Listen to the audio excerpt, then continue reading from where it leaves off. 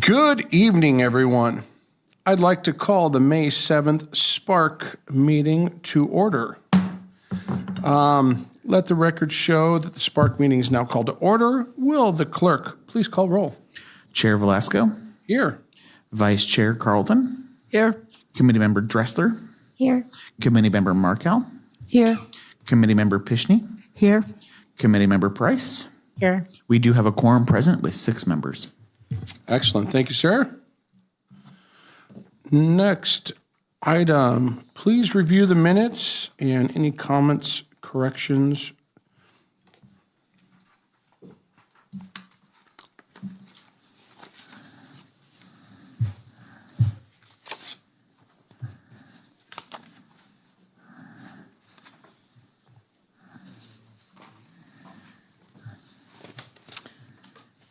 I move the minutes be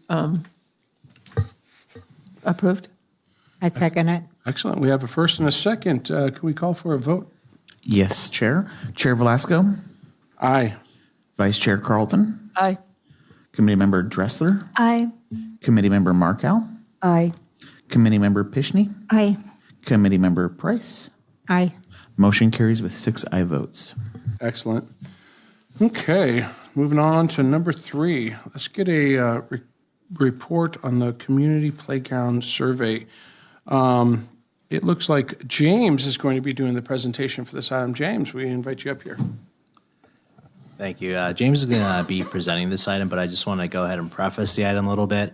So I was talking earlier with this group about our capital improvement program and how we want to really start to focus on some of the playgrounds, some of the parks, some of the trails, some of the restroom facilities, some of the shade structures that we currently have. And for the most part, they're maintained well, and I want to thank Public Services for that. But also for the most part, some of them are a little bit aged, and they need a little bit of some attention. For that said, we have a relatively pretty robust program that we put together for CIP. It's still going to be in the approval process. So we should know where CIP stands in regards to park after the budget process, which ends roughly around, the end parts of June or July. So with that said, bless you. With that said, we wanted to get a survey out for the community to essentially explore, give us some positive feedback, or, it could be controversial feedback about our park system. What can we do to essentially prepare a roadmap for some of these improvements that we want to do down the line. These improvements are going to be over the course of the next 5 years. And of course, we're going to push out more surveys in the community because we want to receive more feedback. This is just one of the first surveys that we put out, more specifically focused for playground redevelopment. And I'll also talk about some of the other things that we're doing after James's presentation. So James, I'm going to go ahead and hand it over to you. All right. Thank you so much, Nick. Thank you, everybody. So like Nick said, we did do a playground survey and we got the results back, so I'll be going through those for you. First one's basically, are you a City of Santee, California resident? And the majority, 90% are. So we'll go quick through that. Not much to explain on that one.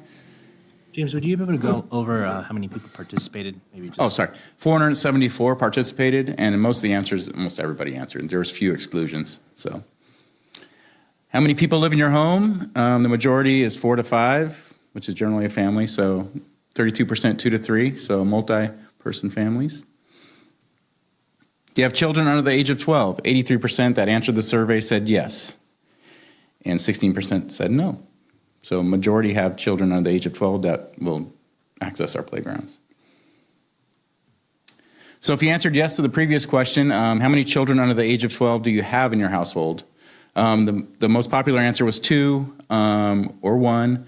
There was some with 4 plus, 3%, 3 with 13. My hands are full with 2, so I'm good with that. I'm the majority as well. How often do you visit a City of Santee Park? The most popular answer was weekly, 60%, 21% monthly, 14% daily, some rarely, and some never. Yeah, James, I want to say something really quick about this section. And this reminds me of a comment that one of our SPARC members had said not too long ago. The costs of everything is going up. Many people can't sometimes afford to go to Knott's Berry Farm, Disneyland, go to the beach, have a nice luxurious outing, in some distinguished places here in the county. So what do? What's affordable? A city park. So these numbers reflect that comment from our SPARC member not too long ago. Awesome. Next question is, how important is it to have playgrounds in public parks? Very important. 88% said very important, and only 10% said important, and the rest, everybody agrees on that one, that we need playgrounds in our parks. And the next question was, what city of Santee Park do you live closest to? Mass Park and Woodland Vista Park are most popular. They're probably the most densely populated around them. Mass Park is probably because it's a newer park, so they probably will travel a little bit to go to that one. Plus disc golf, I would say, too. And the dog park at Mass Park. Big Rock Park's also very popular, as well as Shadow Hill Park. How satisfied are you with the playground you live closest to? 18% said very satisfied, 35% said satisfied, 25% neutral, 15% dissatisfied, 5% very dissatisfied. So most of the people are not oversatisfied, but satisfied with the playground you live closest to. But there's always room for improvement, like Nick said. Some of our structures are getting old and just need a little more. Yes, Cindy. It might be moot point. I did not see this survey when it came out, but that doesn't make anything, but maybe the question should not have been closest to, but which you visit. The most. Because I live closest to Woodland Vista. I don't have any kids, but I make a point to go to most of the larger parks because I walk my dog around them. So it might have more to do with the one you visit. Yeah, that's true, for sure. Maybe both questions Keep that in mind for the next one. next time. It's a good answer. Question 9, what park in Santee do you visit most frequently? Sorry, it's the next slide, so they have 2 slides of the same. I kind of thought there was, but I didn't want to give false information. Sorry about that. So here you go, Cindy. Instant. You got instant gratification there. There you go. So Mass Park is at the top of the list. That could be also combined with the one you live closest to, because a lot of people live closest to there too as well. Woodland Vista Park. So Cindy goes there. Sometimes it is one of our bigger parks. Big Rock Park, which is very popular as well, with pickleball and things like that, and off-leash dog hours. And then Town Center Community Park, 9%. That could be sporting events and things like that. Or our events, which we hope they do. Question 10, what factors influence your decision to visit a playground? So all these look pretty even, right? Except for not applicable. I don't know, those are probably the 0.64% that never been to a playground. Proximity to home, variety of equipment, safety, cleanliness, and shaded areas, as well as restroom facilities. So they're all pretty much important. You got to select any that applied, and obviously we try to strive to have all these things here. We can't really change proximity to home, but we could change almost the other things. So. Yep. What did the question look like to people? Just like multiple check boxes, or were they like Yes. ranked choice voting? Or okay. Yeah, it just had multiple, not in any order. Well, they were in that order that you see right now. Question 11, please select the top 2 favorite equipment activities for children when visiting a playground. No surprise here, swings and slides, 1 and 2. Those were my favorite when I was a kid. Climbing as well, like nets or anything like that, or even structures on the playground. That was the next one. And then there's a variety of other answers. Spin, I did not like the spin one. I still don't like spin things. Don't like them. My big brother was a jerk. No, I'm just kidding. Bounce, hang by arms, just the pull-up bars, I'm assuming, or you can hang anywhere. We have a lot of those features on our playground already. Balance, jump, and that's it. I think sit. Always have places to sit in the park for sure. Question 12 is, what are your children's top 2 favorite non-equipment activities to do at a playground? The number 1 was explore. The number 2 was play with friends. And then the next one was dig in sand or wood chips. Play hide and seek, pretend, just games, build things. Socialize, make music or sound. I know we have some features that you can make music or sound at our parks. Get dirty, I like that one. The stay clean one, I didn't really understand, but it was only 0.434%, but that was 0.43%. That was the funny one to me, so not sure about that one. Go to a playground, you're gonna get dirty. Question 13, from the perspective of an adult responsible for children, what top 3 things would you like to see in a new playground? This is interesting. Shade is number 1. Traditional playground equipment, which a lot of them are getting updated to newer equipment, like more not non-traditional, but apparently like people like traditional playground equipment. Enclosure fencing, we have that at Woodland Vista Park. I'm assuming it's for with young kids. It's awesome. When I used to take my girls when they were younger, it was kind of nice to can't just run in the street, run anywhere. So I get that one for sure. Seating for adults, which is important when you're watching your child. Rubberized ground surfacing, that's more of a safety thing for sure, which most parks, most playgrounds do that now. Or it's a lot of wood chips, which is a lot safer than when I was a kid. When I was at Rio Seco, there was hard dirt on this big monkey bars. Like, kids broke their arms like at least every couple weeks. Not fun. Mixed ground surfacing, learning educational panels, those are really cool. Sensory material, adaptive equipment, which is very important. And then a few other things, equipment spread apart, consolidated space, and accessible entrances. Next one is overall, how satisfied are you with the current playgrounds in Santee? Very satisfied, 15%, satisfied, 57%, neutral, 19%, dissatisfied, 8%, very dissatisfied, 0.64%. So overall, our numbers are very good. People seem to be really satisfied with the current playgrounds in Santee. But like we said, there's always room for improvement. We're always striving to improve the experience you have at our parks too.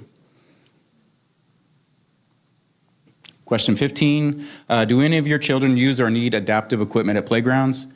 7.28% said yes, 77% said no, 15.6% not applicable. So it's still very important to have adaptive equipment at playgrounds, and we strive to do that as well. James, do you mind explaining what an adaptive equipment is? Basically, it's just a lot of it is ramps for wheelchair-bound individuals, and then just things that they could reach, things they can do. Just some mostly sensory things are a big thing with other children that may be on the spectrum or things like that. Having sensory things there, but that's pretty much it. And then kind of also swings that are accessible to them as well. They can get put in a swing and safely secured. They also have some wheelchair swings. I don't think we have any of those yet, but hopefully in the future we can. And that is the end of this survey.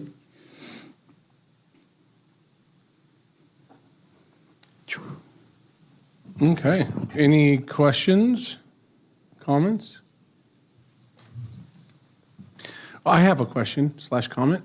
What are we looking at to do from the results of the survey? So the results from this survey are actually being implemented at one of our parks currently. We did submit a grant proposition to D2, Joel Anderson's office for Shadow Hill redevelopment. We did submit some concepts with that submittal. So with that said, we were awarded $200,000 for playground redevelopment. I believe the price tag for the overall redevelopment is a little under $500,000, so that's going to go towards some of these improvements. However, there is a factual thing that I want everyone to know is that we got these results, but we submitted that request before we got these results. But it actually pleases me to say that a lot of these results actually benchmark a lot of the requests that we're seeing here, like traditional playground equipment. This playground is going to be a traditional playground equipment. We're going to have a lot of swings. We're going to have rubberized matting. We're going to have shade. So even though we didn't have these results really mirror what we're actually been working on these past few months. With that said, we also have goals to implement a redevelopment at Woodland Vista Park, hopefully in the next year. After that, we want to do Big Rock Park and West Hills Park. Very cool. Thank you. Yes, Ms. Cindy. Do we have a definition of traditional? I mean, because my interpretation of traditional playground equipment might be different than yours. And mine. So, I mean, I'm guessing teeter-totters aren't coming back or merry-go-rounds. Yeah, that's a really broad spectrum, SPARC member. We don't have a definite definition for traditional playground equipment, but as you could see from time to time, and James, correct me if I'm wrong, when you have a visionary inspection of what a traditional playground looks like, you essentially just have to go to all of our parks right now, minus probably Mast Park and Weston Park. All the other parks are relatively traditional based. Swing, slides, Right. traditional. Does Weston Park not have any swings? It does. They do. It does. And it has slides, but it has other things that are more modern. It's Yeah, not, like climbing walls and nets, and we actually brought back merry-go-rounds, which I think is amazing at our Mass Park. I mean, that's the first time I've seen a merry-go-round since I was a kid, I like them. back in the old days. Are those the things that go around real fast and fling kids off? Well, to be what's honest with you, fun. the ones that are installed nowadays have a clutch in them, so they're you slow. can't spin They're a them lot faster. slower. Oh, that's no fun. That's what I said. But it's nowadays. It's 2025. Okay. I didn't think you were going there, Kathleen, but you went the other way. All right. Yeah, don't go on the globe merry-go-round at Mast. There's a clutch, and you can only spin it so fast. Okay. It's lame. I'm waiting for it to burn out. In 10 years, it'll burn out, and then we can get that thing going. Then we're, okay. Okay, any other questions? All right, thank you, James, for your. Huh? Sure. Normally, you have a speaker slip. I know, I just now thought of it. I did notice. Can you come up to the microphone for us? I did notice that you guys just published, I think 5 of the parks now have AEDs in place. I was wondering what the criteria was. Is the plan to have all the parks have AEDs? Or what was the criteria for that? As an ex-medic, that kind of caught my eye. We can get back with you on that. Usually in open comments, we don't have a response necessarily, but we could definitely update you on that. Okay. On the next all If right, you leave your contact information, we could get back to you. Sure. Okay. Thank you, sir. Okay, next item, Community Service Department update and reports. Are there any staff updates? Nick? Yeah, I have a few things to add, and I know James has a few things as well. So, want to let everyone know that right now we have one active project at Woodland Vista Park. We are currently resurfacing 2 courts right now at Woodland Vista. This was a much-needed repair that hasn't been done in several years, hence the point I'm talking about deferred maintenance in some of our parks. So there is currently a tennis court there, and we are putting pickleball lines in them. They are going to be colored green and gray. It's going to be a new color tone that we're going to have, and we're also resurfacing the basketball court. We went ahead and painted the basketball bollards to make sure that it all looks relatively pleasing to the naked eye. We also did some other fixtures to the fence, and we improved the landscaping. The goal for that park eventually is to get a new playground there as well. We'll remove and replace what's currently there. Also, get a new restroom as well. But in the interim, this upcoming year, we're going to do some improvements to the restroom at Woodland Vista, very similar to the improvements that we did at Big Rock Park last year. So it's going to look completely different. So that's regarding Woodland Vista Park. For Shadow Hill Park, like I mentioned, we're trying to get a contract in front of City Council the first meeting of June to redevelop the playground and to also get some new shade. We're also going to be doing some ADA improvements as part of that redevelopment. And we are also trying to put out an RFP relatively pretty soon, probably in the next week or so, to also resurface the basketball court and also resurface the tennis court that's at Shadow Hill Park. Right now, there is no intentions to put pickleball lines at the Shadow Hill Park tennis court because we have Big Rock Park that's completely dedicated to pickleball, and we have Woodland Vista that is now dedicated to pickleball and tennis, which is obviously tennis first and then pickleball just recently right now.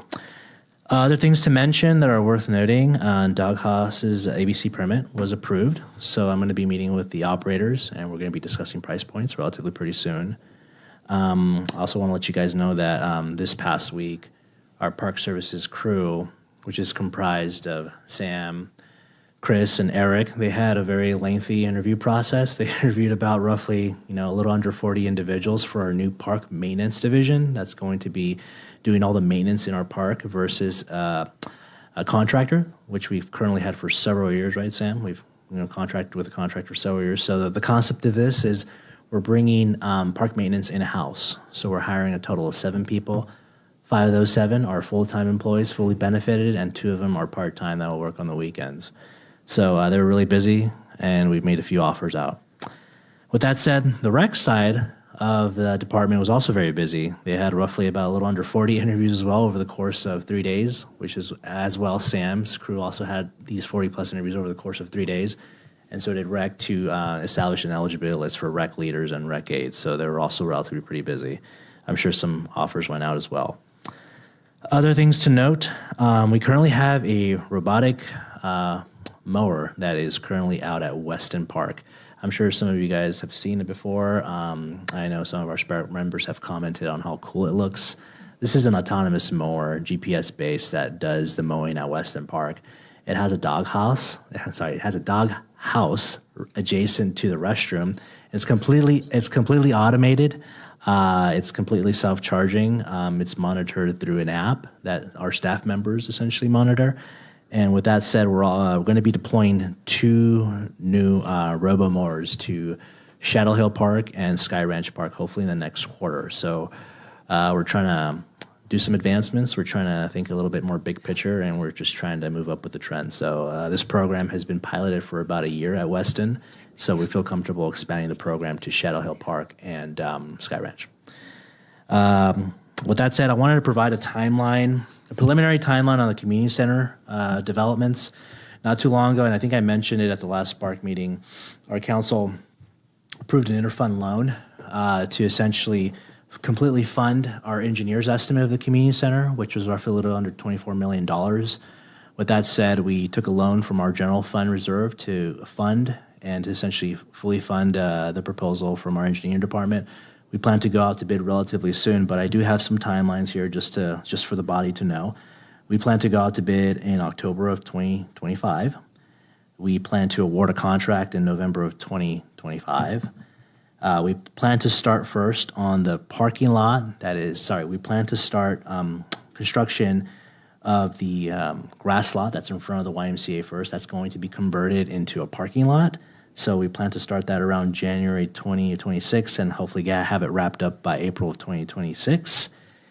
For the overall project to be completed roughly around October/November of 2027. So we do have some time. It's going to be roughly about 18 to 19 months of construction. So I expect all of you guys to be at the ribbon cutting and hopefully at the groundbreaking ceremony, which will hopefully be taking soon. But obviously, we haven't even put out the bid documents, but I just wanted to give you guys a little snapshot of what's coming up. And I've also asked the engineering department to hopefully come to the next SPARC meeting to just talk about the layout plans and to also discuss some concepts about possibly staffing plans and programming avenues that we could possibly take. That's about it for me, guys. Great. Yes, Ms. Cindy. That's what I'm here for. As far as the tennis courts at Woodland Vista, Yes, are ma'am. we going to post times or are people going to play nice? So we're actually going to put out a QR code. We're going to do a quick survey when we launch it, and we want to see what the trends are right now because from a programmatic perspective, I understand that the pickleball community enjoys playing in the morning, and I know the tennis community enjoys playing in the after hours, a little after 3 when it starts getting a little cooler. That's what we know as recreation programmer specialists, and that's what we feel comfortable with. But at the same time, we also want to get some feedback from the community to see what they suggest. We want to put it out to the pickleball community. We want to put it out to the tennis community and see what we gather, and then from there we can establish concrete times for everyone. So are we going to establish concrete times or are we going to let people initially see how it works? The survey is going to be pushed out. The QR code is going to be pushed out when we reopen the park. So Is one of the questions going to be, do you think we need set times? yes, ma'am, that could absolutely be a question. I mean, because Woodland Vista is my park, because that's my neighborhood, and so I'm up there probably at least once a week. I'm sometimes in the morning, sometimes in the afternoon, and I've seen people playing tennis up there occasionally. But I also know that when I go over to Lindo Lake, some people are really adamant about, there's a time here, there's nobody here, but this time says you can't be here because you're playing tennis and it's pickleball time. or vice versa. And so I don't know if we'll come to that. I'd like to think that Santee's a little bit nicer and we'll play nice. Yes. Ms. Bishop. I just remember back in the day when Big Rock was technically tennis courts that the pickleball group had designated hours for. Some friends of mine went to go play tennis outside of the designated pickleball hours, so they were totally within their rights and they were finishing up anyway, and then they were harassed and intimidated by the group, despite there not being any breaking of the rules because it wasn't a pickleball day or hour, but they were kind of run off anyway. But that might change because we do have a dedicated pickleball park now. I mean, yeah, might. I have a question. It's the mowers that are robotic? Yes, I'm just wondering, like, what are the safety things on one of those so they don't, like, run over a kid? Sam, do you want to come up here really quick and talk about the Yeah, mowers? Sam, can you come talk about? Sam really knows a lot about the mowers. You know, there's a couple videos online you could watch for AI going crazy. Okay. I just marvel at it. I'm older. I marvel at it. How do you not kill Yeah, somebody? can you assure her that we're not going to have killer robot mowers? Wow, I still want to crack jokes right now, but I won't. There's no robots, no humanoid robots. It looks like a Roomba with a small 8-inch cutting wheel underneath, and it has tiny little blades that retract and come in and out. So if it hits a stick or a stump or a rock, it goes inside of its little wheel. Okay. If a kid walks next to it, it'll slow down. If a kid stands in front of it, it'll gently bump it, back up and go around the kid. If the kid picks up the machine, it automatically stops the cutting head. There's brakes on it.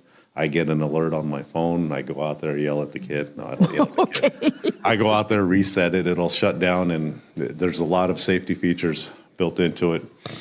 We piloted this for a year, and it primarily runs at night, but I've made it run all day through all different times when kids are there, and a lot of them are fascinated by it. It's a great conversation piece. I've talked to many parents, and it got zero negative feedback. People want to buy them and see how they work, and have a lot of questions. So nothing but positive things. Okay. Can you Very talk safe. about the germination benefit of this? You know how it's constantly mowing and it prevents the germination from taking place, and it's really a hidden gem for that specific purpose. Yeah, the theory is if you keep your grass cut in the spring, it kind of got away from me this spring a little bit. We aerated. I'm off topic. I'm sorry. If you can keep the seed heads and the flowers from growing and sprouting by continuously mowing it every night, then you'll have less weeds in theory because they can't go to seed, they can't grow. So the grass blades will come through and take over the weeds. It's a natural way of selective herbicide without using zero herbicides. Very cool. I had no idea how this all works, and no one is killed. That's wonderful. You know, and I want to thank you, Sam, so much for that. And I do want to add one more Thank thing. you. This actually all kind of originated from one of our SPARC members and letting us know that there were some weeds at the actual lawn at Weston Park. And, you know, we do have a contractor out there that goes out there and mows it every so often. But we said, like, how are we going to get rid of these weeds? Let's go behind the science as to why these weeds are coming out. We did some research. We found this machine. And it's doing what it's supposed to be doing. But of course, we could have probably, managed it a little bit better during the spring. We were all kind of busy during this time frame. But the weed germination has really decreased because of this continuous use. So I'm sure the SPARC member is really happy about some of these developments. Wow. Great. Thank you. Nick, you're done. James, do you have an update for us? Yes, I do. Thank you. The first thing I'm going to show you guys is a bunny trail recap video. We had that on the 13th, so check it out.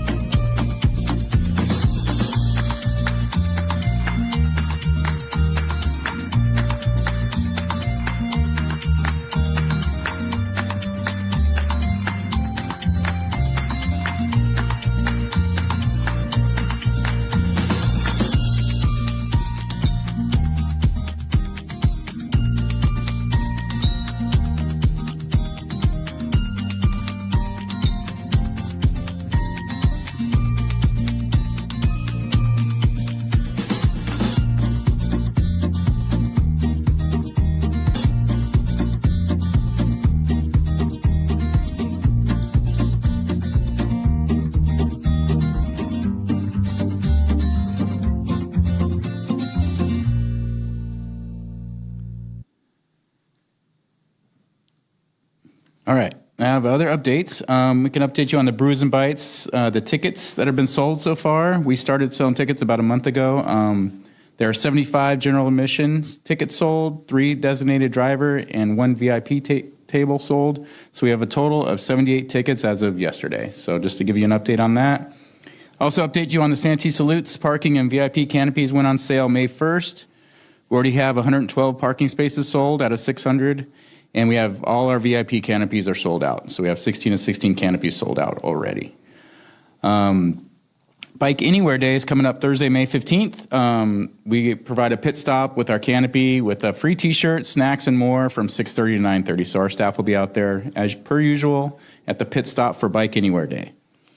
Friday Nights Live starts on May 16th, so it starts this month. We have Stomp Music on the 16th, Expressions Dance on the 23rd, and the Miss Santee crowning ceremony on the 30th. We also have a movie in the park in June. We haven't done that yet. We usually have in September. We're going to have another one in September as well, though. We're going to do Moana 2 at Town Center Community Park East. So I haven't seen that, so I'll probably go check it out for sure.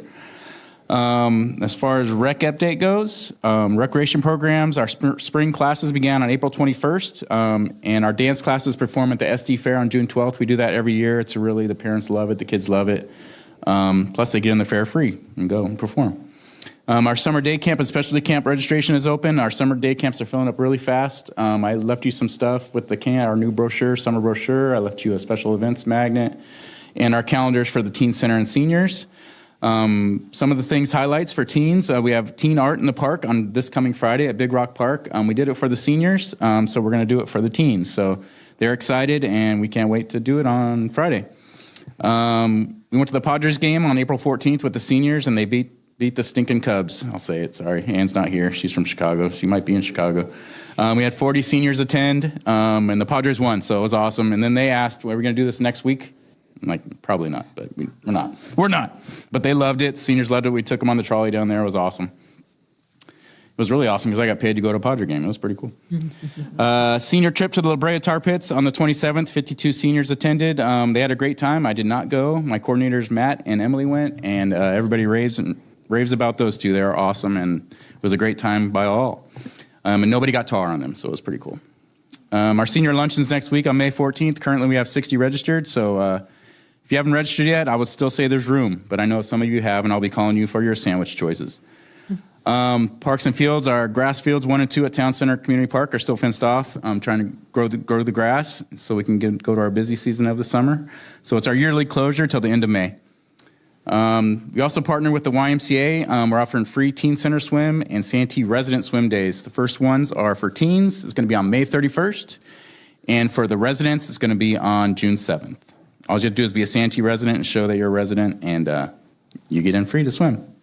I also wanted to touch on the Total Altruism Project, TAP program, if any of you are aware about it. We have a pilot program at Big Rock Park. We installed 4 stations with 4 grabbers each, so there's 16 grabbers at Big Rock Park. It's kind of a cleanup community. The grabbers are available to the public, and we still, as far as I know, I think we haven't lost any grabbers, or we may have lost 1 out of this whole time, and it's been a month and a half already, I think. So that's what we're worried about, but the community is embracing it. Nothing but positive things coming out of it so far. So it's a pilot program. Then if it works out, we hope to expand that program. And for any more information, you can go to SanteeRec.com or SanteeSpecialEvents.com. Do we have any questions? Cindy? No, thanks, James. That was awesome. Right. Thank you. Okay, Sam. No reports, okay. Are there any, so we got the community committee updates, reports, general announcements. Any committee reports or announcements? No? Okay. James, do we have any non-agenda public comments? I currently have no speaker slips. Okay. Well,